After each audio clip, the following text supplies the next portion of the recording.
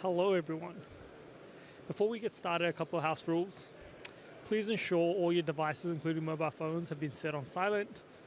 And all sessions today are being live streamed and recorded and will be available to you after the session.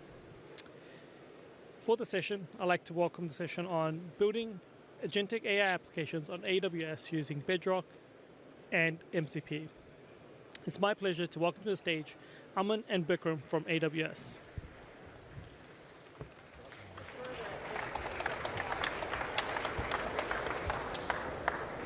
Hello, hey everyone. Hope you're having an awesome time at AWS Sydney Summit.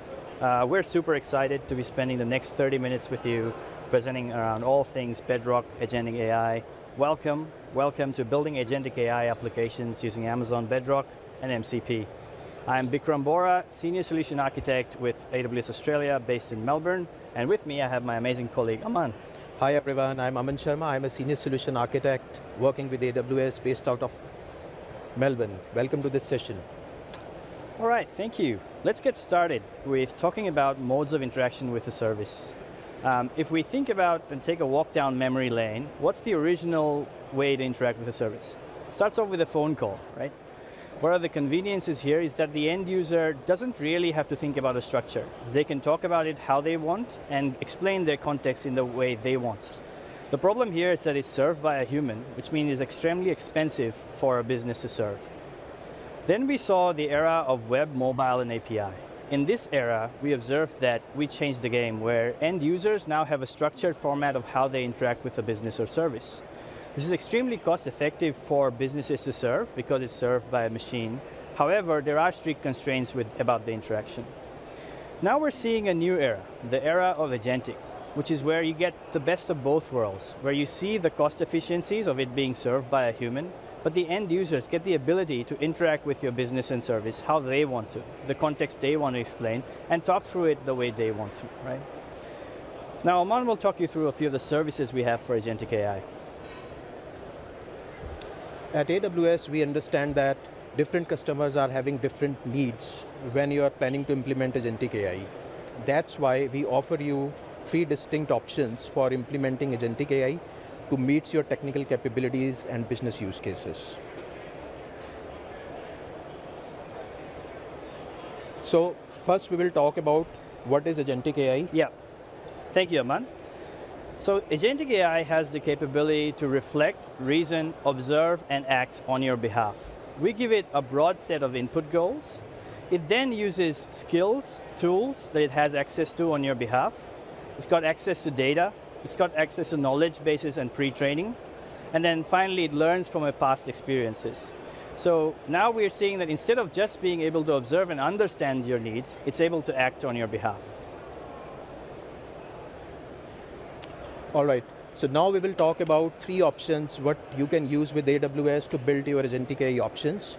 So first is Amazon Q Agents. So with Amazon Q Agents is for teams who need specialized solutions out of the box, where you do not need to choose foundation models and different tools. You can simply connect your data. You can use Amazon Q Agents. So with Amazon Q Agents, you can create your enterprise applications, software upgrade, migration using tools like Amazon Q Developer. And then Amazon Q Developer offer you out-of-the-box options to upgrade, migrate options, upgrade your applications for .NET, Java, mainframe, and VMware workloads. And then Amazon Q Developer also provide you transforms. Using that, you can upgrade your legacy applications. Then we have Amazon Q Business, which offer you can create enterprise-grade AI assistant. Using that, you can connect your enterprise data sources and 40+ different ISV data sources. Second option we are having for teams which like to build their AI assistant using fully managed Amazon Bedrock Agent. And with Amazon Bedrock Agent, it offers you all the tools. Using that as a developer, you can build, operate, scale your agents, and then you can connect your enterprise data sources.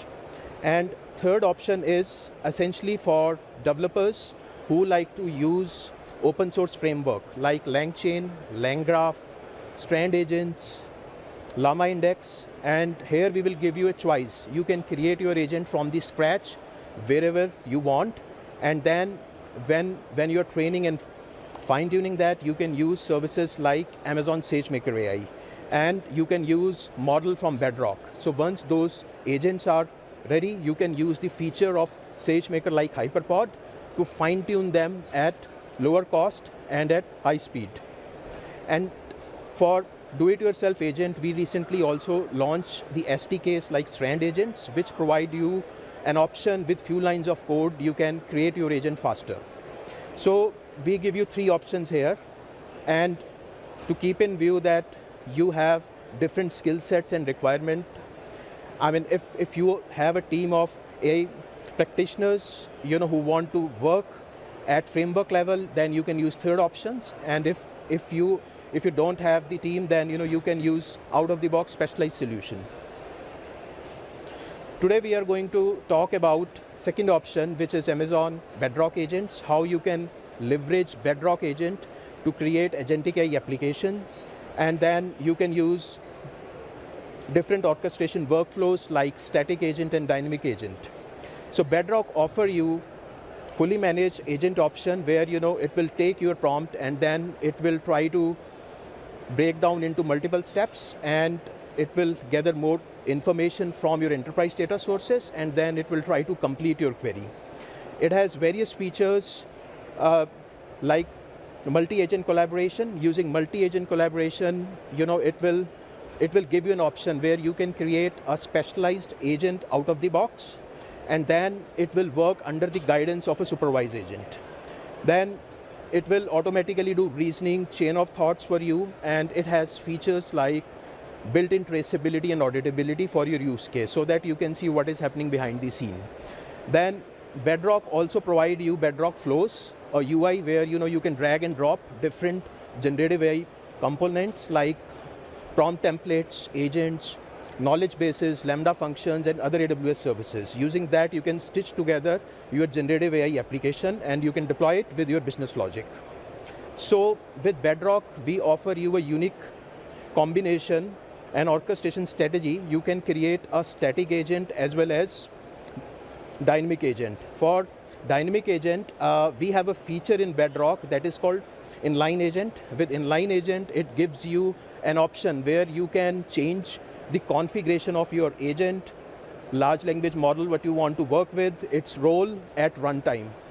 It is very useful for use cases where you are building agent for personalized recommendation for retail customers, or let's say if you are doing a prototyping where you need a flexibility to change the role of agent, the configuration, and LLM. So then you can use dynamic agent feature. Today in the demo, we will show you these 2 pathways. One is we will show you a demo how you can use Bedrock to create static agents, and then how you can use Bedrock to create a dynamic agents with MCP.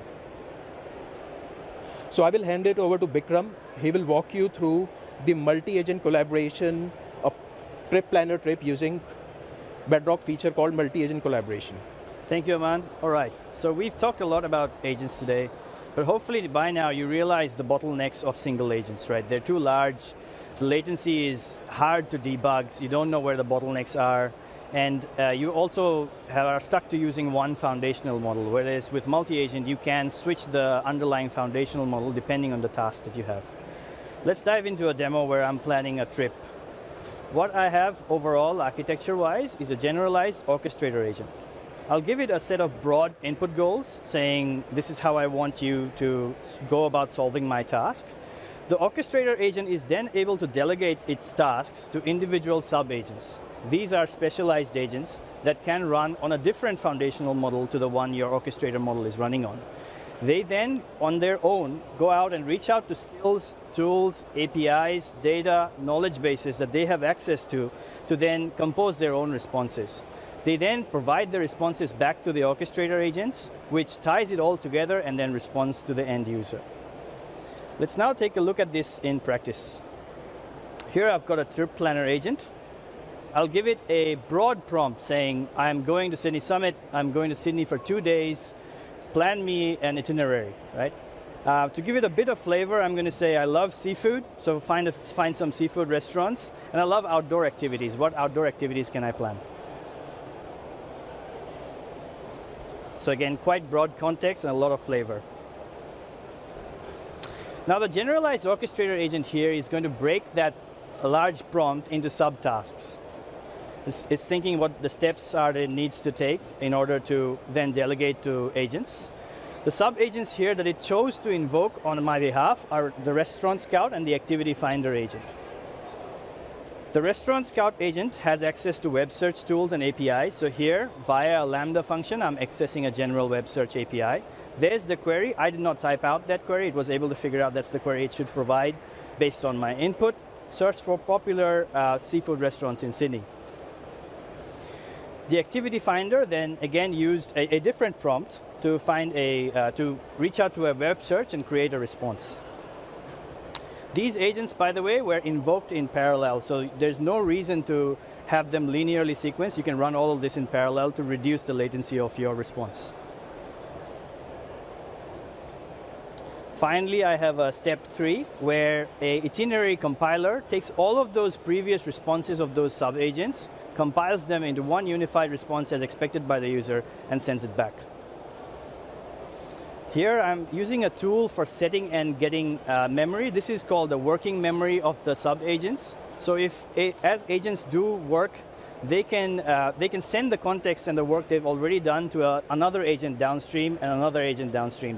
This helps you build on top of one agent on top of another. There you go. I have my final beautiful itinerary where I'm going to roam around Sydney Harbour, go to a bunch of seafood restaurants, and then have a fantastic day. In conclusion there, I'll get an example of the number of input and output tokens that was consumed in all of this workflow. Now that you've seen the end output, let's go through what building this actually looks like in Amazon Bedrock. We're going to start off by creating a new agent in Amazon Bedrock. So I'll go create agent.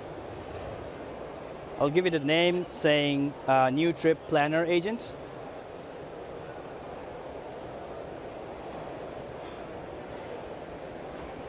I'll enable multi-agent collaboration. The underlying model that I am using for the orchestrator agent is Claude 3.5. You don't have to use Claude. As you know, with Amazon Bedrock, you get a choice of multiple different foundational models that we give access to in one single convenient API. So pick your model of choice. This is where I'm going to give the agent broad instructions saying, I want you to do this, but I'm going to give it specific tools. These are the sub-agents that I'm going to integrate later on. So here I've said Activity Planner agent and Restaurant Scout agent. With the orchestrator agent now configured, let's look at the sub-agents.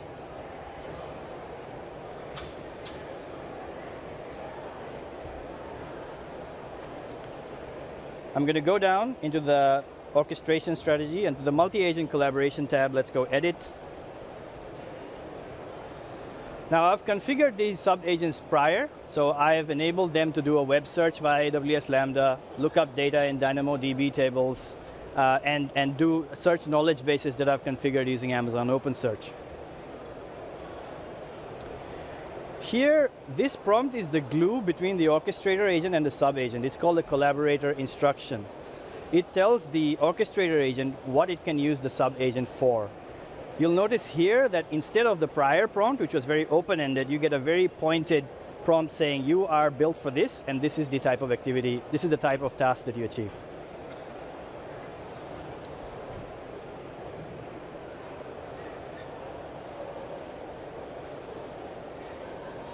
So I want to call out on a piece here which separates out the delegation of responsibility of building out these agents. So if you were working in a company that has multiple departments, multiple units, you can really scale the build function of this. So as you can see, they're only glued together by these loose prompts that are highly malleable, right? So if you chose to give this prompt to an end business user, they can really go ahead and tune this into the language, tone, and outcome that they want until they get the desired outcome.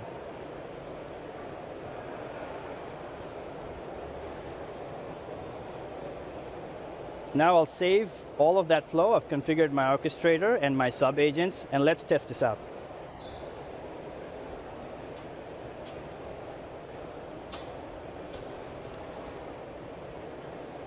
Here in Amazon Bedrock, we give you a simple UI that also shows you the invocation flow of these different agents. One challenge that customers brought to us was, hey, I've built out this multi-agent workflow. How do I know where my latency is? Which model is underperforming? How do I know if I should be using Claude Haiku versus Claude Sonnet versus Claude Opus? Here I'm going to put the same prompt that I had earlier on the console, saying I'm traveling to Sydney, I'm going there for 2 days, plan me an adventure. And Bedrock will very helpfully show me a graph of how the agents were invoked. So you can see the generalized orchestrator agent was invoked. Now it will invoke the sub-agents. Again, these agents are being invoked in parallel. You don't have to wait for them to execute in sequence. And then eventually we get the itinerary compiler agent compiling the previous responses of the two parallel agents and giving me an itinerary, right? All right, for the next section, I'll hand over back to Aman to take you through Bedrock inline agents and MCP. All right, so as of now, you have seen that how you can use Bedrock to create multiple agents using multi-agent collaboration feature for static agent use case. Now we will increase the complexity here. We will show you that how you can use Bedrock inline agent with MCP and you can solve your complex workflow problems. Before that, what is MCP? So MCP is Model Context Protocol. It was launched by Anthropic last year, and we already see that there are almost 1,000+ MCP servers available on GitHub. So cloud providers, ISVs, open source communities, they are building their own MCP servers. So MCP is providing you a standard open source protocol to connect your generative AI application with your tools, APIs, resources, and removing all those transportation problems. MCP is having four key components. First is MCP host, then you have MCP client. So client could be your IDE, your desktop, chat applications, then you have MCP connections. On right side you have MCP tools. Tools could be your CRM systems, databases, CRPs, and any other resources which essentially you can access through API. So MCP is a type of USB Type-C port where on one side you are connecting your generative AI application and on the other side you are connecting your choice of tools, and you can swap those tools and then MCP will handle that transportation communication for you. So without MCP, let's see what problem we are trying to solve with MCP. Without MCP, as an organization, if you're building your generative AI application, for each application you need to create these integrations, these transports for different tool sets. That means you have to write custom code for different tools, different APIs. And that is fine if you have one or two applications, but as you scale to tens, hundred, and thousands of applications, that can become a fragmented problem for you.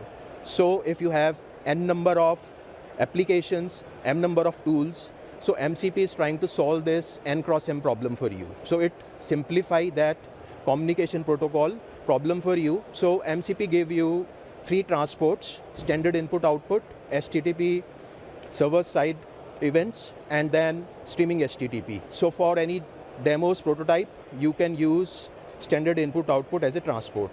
Otherwise, if you are going to production, you can use streaming HTTP. And it uses JSON RPC 2.0 as a messaging format. So I will show you a demo with Bedrock inline agent and MCP. Let me just give you the context of this demo. So in this demo, I will use VS Code to create Bedrock inline agent that will talk to my couple of MCP servers. So first MCP server is AWS Cost Explorer, and second is Perplexity. So these are 2 of my MCP servers. So I will ask them some questions, then I will use these 2 MCP servers to construct response for me and create a graph out of it. For the demo, these are some of the prerequisites you need to do. I mean, you need to install AWS CLI, Python 3.11, AWS CDKs. You need to run Docker locally, and you need to create MCP servers which will run on Docker, and you will save their API keys. And you will clone Bedrock sample repo from the GitHub. So let's move to the demo now. So here you can see I have logged in into my VS Code, and I have cloned this from the Git. Amazon Bedrock Agent sample. Next, I will go to inline agent. As I said, inline agent is one of the Bedrock feature which can help you connect to the MCP server. We are creating Cost Explorer agent here, and it is having two key files, config file and the main file. So config file is the file where you can define all the configurations, how you will communicate with those two MCP servers. So here I am using a transport called standard input output for the MCP, as I'm just building a demo here, and I am loading all the environmental variables. So for environmental variables, I need access keys, AWS keys, Perplexity keys, so I'm defining all those inside my environmental file. And if there are any errors, missing variable, I would like to see those errors. So I'm just reading these keys so that everything is working when I make the connection to the MCP server. Next, I am creating my first MCP server, which is AWS Cost Server. Here you can see all the arguments and the keys. And if you can also see that I am running a Docker locally, which can help me connect to AWS Cost Server. So if I scroll down further, I will create the second MCP server. So my second MCP server is Perplexity server, where I have already defined my Perplexity API key. So this is the configuration file. Here you will define all your APIs, how it is going to access those two MCP servers. Next file is the main file, where I will import the libraries from my Bedrock inline agent. So I'm importing MCP standard input output, that is my transport, action groups, and inline agent. As a next step, I will define my MCP standard input output parameter. So here I am importing my cost server parameter and Perplexity server parameter, which I have defined in my configuration file. As a second step, I am creating my MCP client. So I will create MCP client for both MCP server. First one is my AWS cost server, and second one is my Perplexity MCP server. So if you have 3 MCP server, you need to create 3 clients. Then you have to define here your action groups. You can name your action group, and then we will define and how you would like to invoke your agent. First thing is we need to define the model which we would like to use with inline agent. Here we are using Claude 3.5, but you can use any model. And we are giving the instruction that you are a friendly assistant that is responsible for resolving user queries. You have access to search, cost, and interpreter. Then we are giving the name, agent name, and we are invoking it. So for invoking, we are giving the prompt here, what is Amazon Bedrock? And what are the AWS services where I spent most in last 7 days? Be precise and create a bar graph. This is my main code. As a next step, we will execute this code.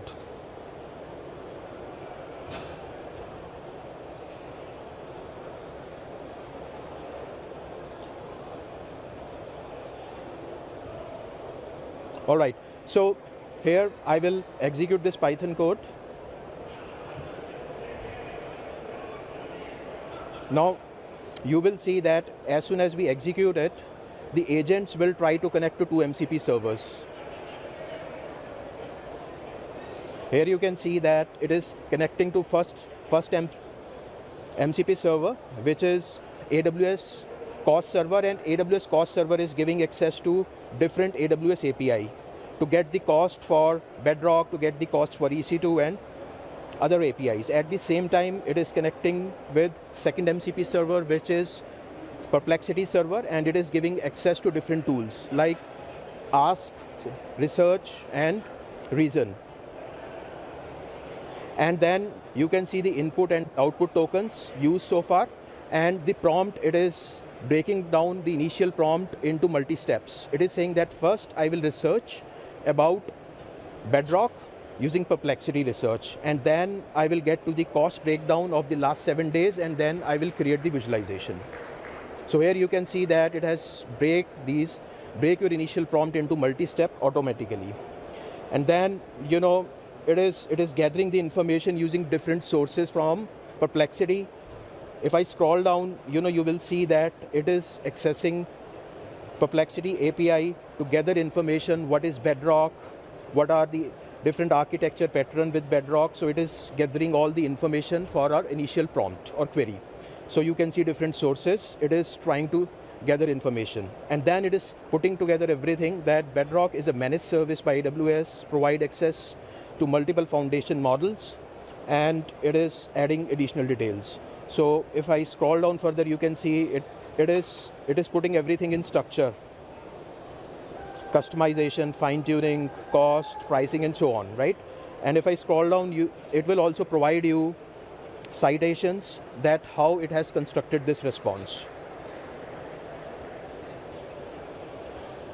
So here you can see all the citation and links so that you can verify that how model has curated all this information for you, so that you can have trust on it, and it has given you the input and output token.